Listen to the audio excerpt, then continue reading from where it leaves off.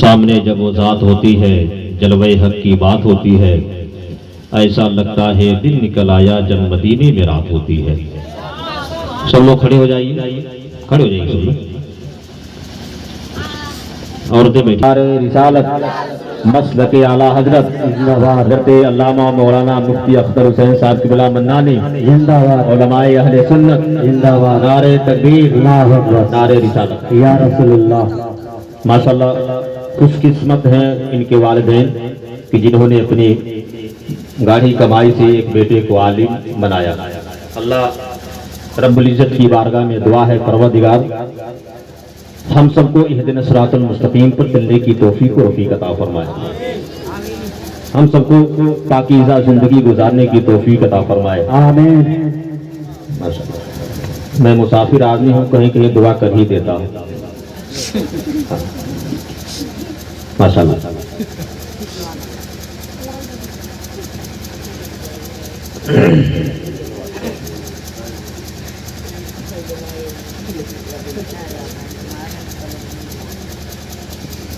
ماشاءاللہ اب بیٹھ جائے، اپنی جگہ پہ بیٹھ جائیں، ماشاءاللہ۔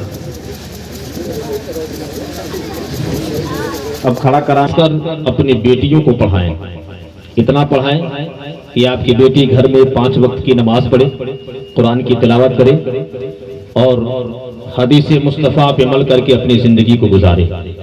زندگی کا مقصد یہی ہے، ورنہ آپ 1 کروڑ روپیہ منتھلی کمائیں گے اور کوئی حادثہ اگر ہو جائے گا تو 1 کروڑ کمانا بیکار ہے، سمجھ رہے ہیں؟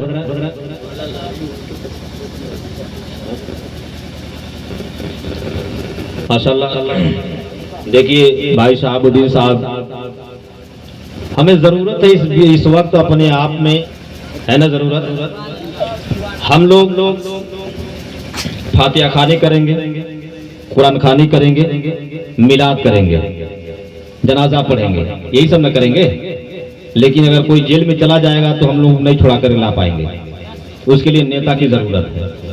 جب نیتا رہے گا تب تھانے میں جائے گا، دروگا سے آنکھ میں آنکھ ڈال کر کے بات کرے گا اور چھڑا کر کے آپ کے بیٹے کو اپنے گھر لے کے آئے گا۔ بھائی شہاب الدین صاحب نے ہم سے بتایا تو مجھے بڑی خوشی ہوئی کہ کم سے کم اس بستی میں ایک ایسا نوجوان کھڑا ہوا جو قوم کی رہبری اور قوم کی نمائندگی کرنے کے لیے کھڑا تو ہو رہا ہے۔ آپ سے گزارش ہے کہ آپ اس نوجوان کی حوصلہ افزائی کریں اور بڑھ چڑھ کر کے اس کے ساتھ قدم سے قدم ملائے، کندھا سے کندھا ملا کر چلنے کی کوشش کریں۔ انشاءاللہ الرحمن آپ کے گاؤں کا مستقبل سنور جائے گا، آنے والی نسلوں کی زندگی سنور جائے گی۔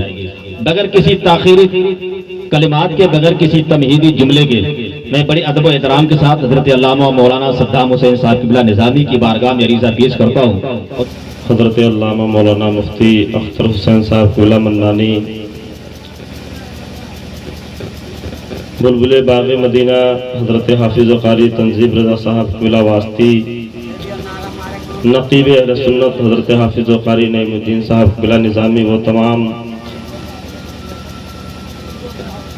محبان گرامی وقار سامعین بس، خواتین اسلام، السلام علیکم ورحمۃ اللہ تعالی وبرکاتہ۔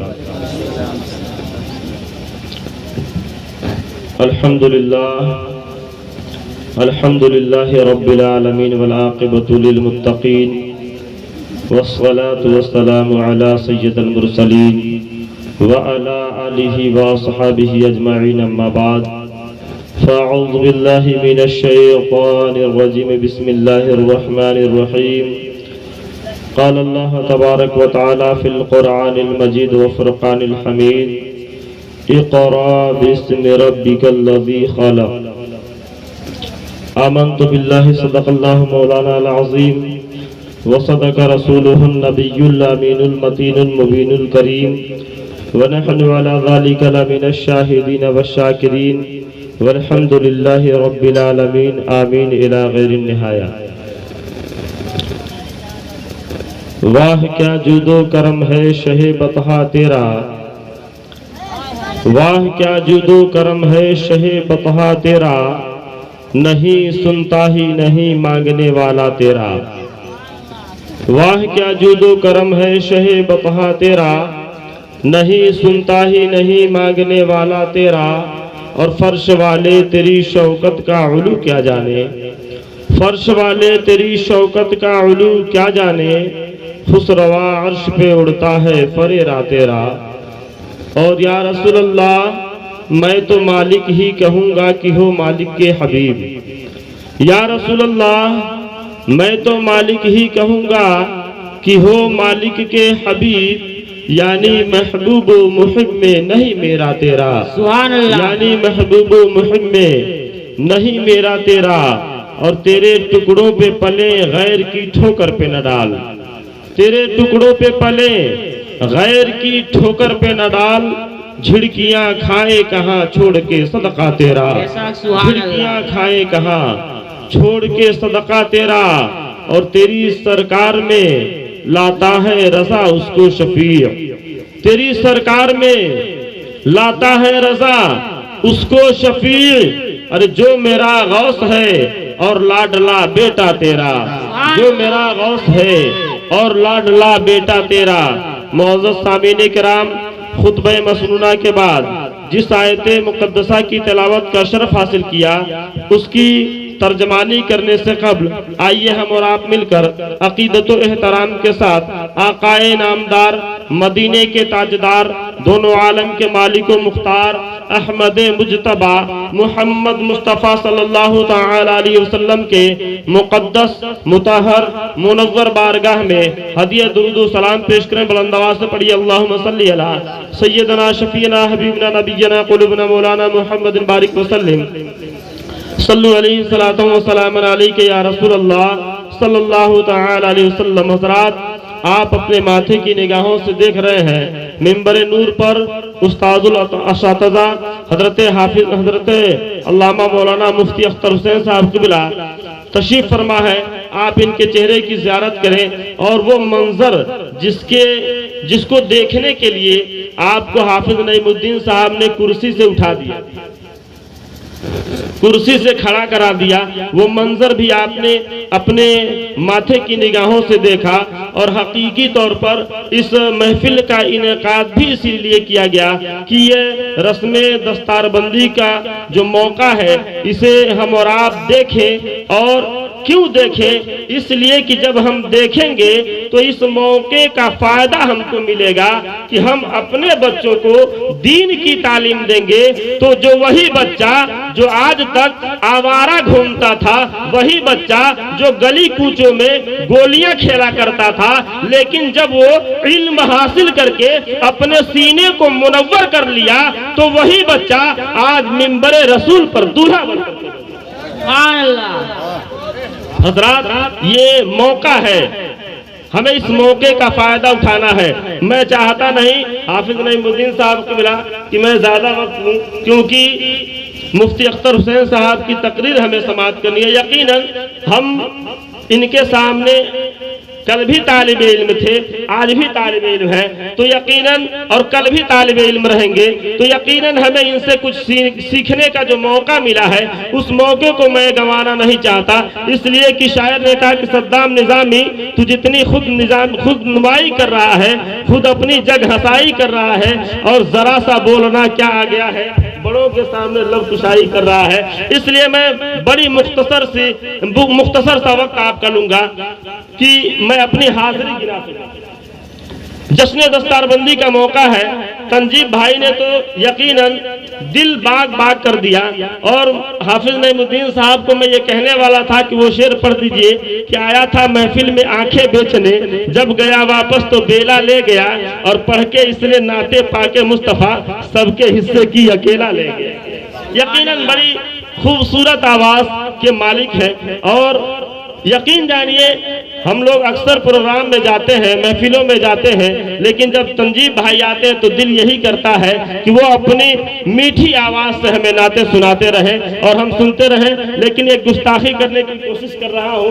میں جشن دستار بندی کے تعلق سے چند شعر پڑھنا چاہتا ہوں، اس کے بعد 2-3 منٹ کے بعد اپنی گفتگو ختم کر دوں گا انشاءاللہ۔ ایک بار بلند آواز سے درود پاک پڑھیں، اللہم صلی علی سیدنا شفیعنا اللہ کہ آج ڈوبا مسرت میں گھر بار ہے، آج ڈوبا مسرت میں گھر بار ہے، آج ڈوبا مسرت میں گھر بار ہے۔ میں دیکھنا چاہتا ہوں کہ آپ کب تک بولیں گے۔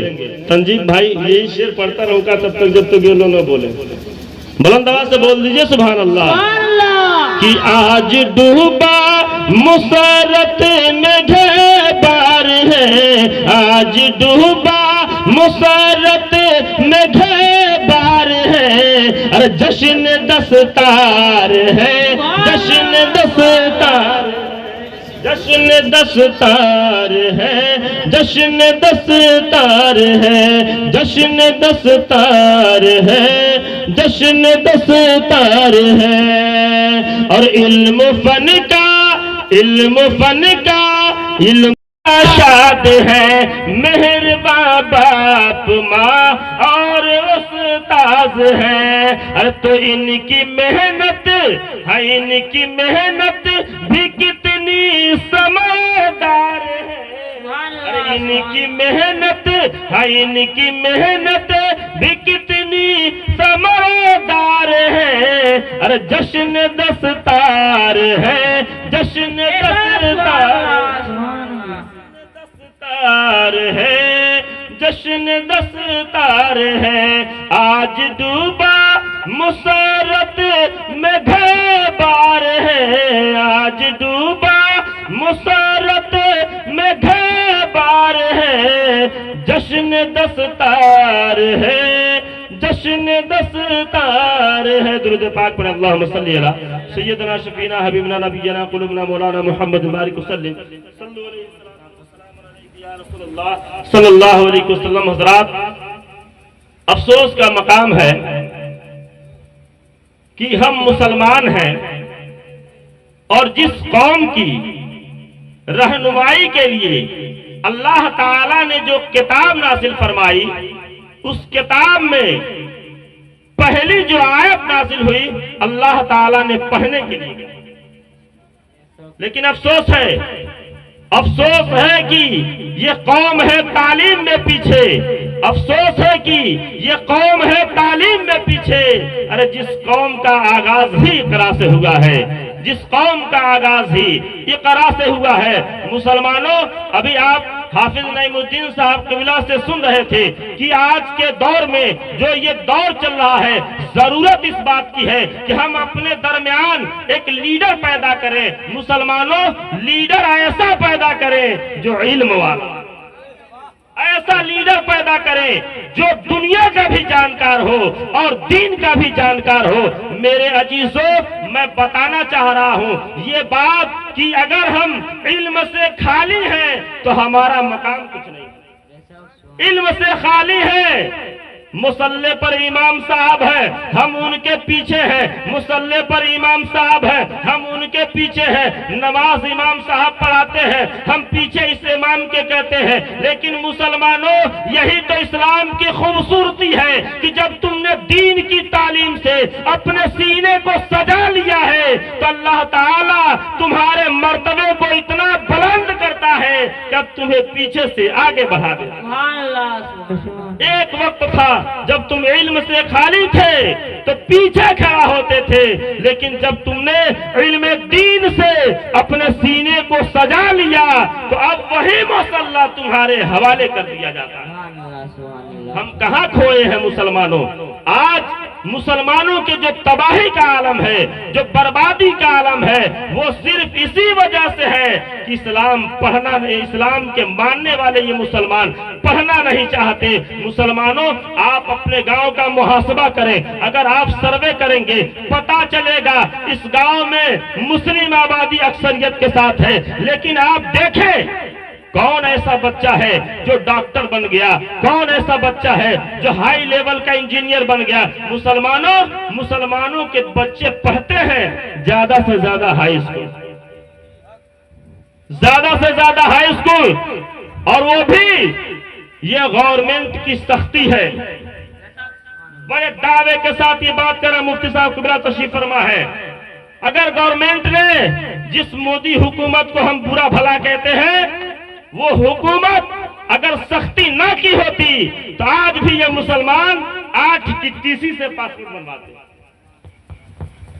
लेकिन ये मैं तो कहूंगा कि ये उसका एहसान है, एक तरह से उसने सख्ती कर दिया तो मुसलमानों के बच्चे हाई स्कूल पढ़ने लगे। इसलिए नहीं कि मैं इल्म वाला हो जाऊंगा, इसलिए नहीं कि मुझे समझ हो जाएगी, इसलिए नहीं कि मैं जानकार हो जाऊंगा, इसलिए कि मेरा पासपोर्ट बन जाएगा। अफसोस का मकाम है मुसलमानों, बड़ी संजीदगी के साथ इस बात को सुनिएगा। आज मुसलमान कहता है हमें नौकरी नहीं मिलती। अम्मा यार, तुमने नौकरी लायक पढ़ाई कहां, तुमने नौकरी लायक तालीम कहां हासिल की?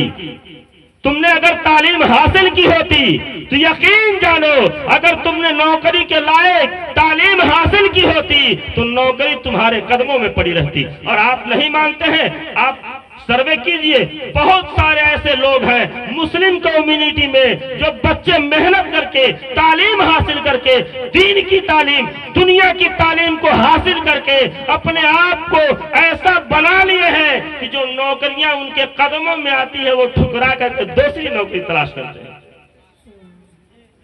मेरे अजीजों, आप कहां खोए हैं? आज हमारी परेशानी जो है वो इसी वजह से है कि हमने न दुनिया पढ़ा न दीन पढ़ा। और अल्हम्दुलिल्लाह आज की जो महफिल है, इस महफिल का ताल्लुक उस इल्म से है जिसको रसूलुल्लाह ने हम पर फर्ज कर दिया। मुसलमानों को इल्म दीन हासिल करने का हुक्म मिला, लेकिन मुसलमान इल्म दीन से भी कोसों दूर है। आज गांव में मकतब के हालात देखे जाएं, मदरसों के हालात देखे जाएं तो पता चलता है कि वही गांव जो 10 साल पहले, जो 15 साल पहले गांव में देहातों में मुफ्ती साहब को मिला, बाहरी बच्चे रह करके दीन की तालीम हासिल करते थे, आलिम बनते थे, हाफिज बनते थे, आज वो सारे मदरसे वीरान पड़े। अगर कोई हाफिज नईमुद्दीन निजामी जैसा एक मदरसा खोलता है बच्चियों का तो लोग उंगलियां उठाते हैं। अफसोस का मकाम है। मैं हाफिज नईमुद्दीन का नाम इसलिए ले लिया कि सामने मौजूद है। ऐसे बहुत सारे लोग हैं जो चाहते हैं कि हमारे कौम की बच्चियां भी पढ़ें, हमारे कौम के बच्चे भी पढ़ें। तो मुसलमानों, बजाय इस बात के कि उनको धक्का दिया जाए और आगे बढ़ो, हम तुम्हारे साथ हैं, हम तुम्हारे कदम में कदम मिला करके चलने वाले हैं, कि उनके पैर को खींचा जाता है। अल्लाह अकबर। आप सोचे तो सही हम कहां जा रहे हैं। मेरे अजीजों, आप ये जान लें, अगर आपने तालीम को अपना लिया, आपने एजुकेशन को गले से लगा लिया तो दुनिया आपको कुर्सी लेकर के तैयार रहेगी। क्या होगा? लेकिन अगर आपने इल्म से दूरी कर लिया तो न समझोगे तो मिट जाओगे। हिंदी मुसलमानों, तुम्हारी दास्तां तक भी न होगी दास्तानों में। याद रखिएगा मुसलमानों, दास्तां तक भी न होगी और वो दिन दूर नहीं है। इसलिए आज भी अगर अपने आप में आप बदलाव लाना चाहते हैं, आप भी अपने आप को पहले की तरह बनाना चाहते हैं, आज भी हो जो बराहीम साईना पैदा तो आग कर सकती है अंदाज़े गुलिस्ता पैदा। आप ये ना सोचिए कि हम इस हुकूमत में फेल हो जाएंगे। नहीं मुसलमानों, तुमने अपने कदम को डगमगा दिया है। काश कि आपने इल्म की बदौलत अपने कदम को मजबूती से गाड़ लिया होता तो दुनिया की कोई ताकत तुम्हें हिला नहीं सकती। मेरे अजीजों, इसलिए मैं एक बात कह करके आपसे रुखसत हो जाना चाहता हूं कि हम अगर अपने वकार को बचाना चाह रहे हैं, हम अपने वकार को और बुलंद करना चाह रहे हैं, तो हम दुनिया की भी तालीम हासिल करें और सबसे पहले दीन की तालीम हासिल करें। इसलिए कि दुनिया की तालीम हासिल करके कोई एक डॉक्टर बनता है, इंजेक्शन लगाता है, आप कहते हैं डॉक्टर साहब ने इलाज किया, मैं ठीक हो गया, लेकिन उलमा की मौजूदगी है, बड़ी जिम्मेदारी के साथ करा हूं। वो डॉक्टर वसीला है, शफा देने वाली अल्लाह की जात है, लेकिन जब वही डॉक्टर दीन की तालीम हासिल किए रहेगा और बिस्मिल्लाहिर्रहमानिर्रहीम पढ़ करके वो इंजेक्शन लगाएगा तो इंशाअल्लाह वो इंजेक्शन जो बगैर बिस्मिल्लाह पढ़े शिफा देती है, वो बिस्मिल्लाह पढ़ने के बाद और ज्यादा कारगर साबित है। दीन की तालीम हासिल किया रहेगा, वही डॉक्टर اگر کوئی مریض جائے گا تو اس کی مجبوری کا فائدہ نہیں اٹھائے گا، کم سے کم اسے یہ تو معلوم ہوگا کہ رسول اللہ کا فرمان کیا ہے، اللہ کا حکم کیا ہے، یقیناً وہ اسلام پر عمل کرتے ہوئے دین کی تعلیم کا فائدہ اٹھاتے ہوئے وہ صرف اتنا کمائی کرے گا جو اس کے لیے حلال ہو۔ دین کی تعلیم سے فائدہ یہ ہے کہ آپ کو حلال حرام کی تمیز ہو جائے، آپ کو برا بھلا کی تمیز ہو جائے، کس کے ساتھ کیسے بات کرنی ہے، ہماری تہذیب کیا ہونی چاہیے، اس کا طریقہ معلوم ہو جائے۔ میرے عزیزو، میں آخری بات کہہ کر کے کہ دین کی تعلیم ہو یا دنیا کی تعلیم ہمیں حاصل کرنا ہے، اور ہمیں دین کی تعلیم تو اور زیادہ بڑھ چڑھ کر کے حصہ لینا ہے۔ آج ہمارے بزرگ ہیں جو نماز پڑھنے جاتے ہیں، نماز کا طریقہ پتہ نہیں ہے، ہمیں نیت باندھنے کا طریقہ پتہ نہیں ہے، ہمیں غسل کرنے کا طریقہ پتہ نہیں ہے، ہمیں وضو کرنے کا طریقہ پتہ نہیں ہے۔ مسلمانوں، آپ نہیں پڑھے ہو لیکن اپنے بچے کو اس قدر پڑھا دو کہ آپ کا بچہ آپ کو نماز پڑھنے کا طریقہ بتا سکے۔ رب قدر کی بارگاہ میں دعا ہے مولا کریم ہم سب کو اہدنا الصراط المستقیم پر چلنے کی توفیق عطا فرمائے، اور علم دین اور دنیا دونوں حاصل کرنے کی توفیق اور رفیق عطا فرمائے۔ استغفر اللہ ربی من کل ذنب و اتوب الیہ۔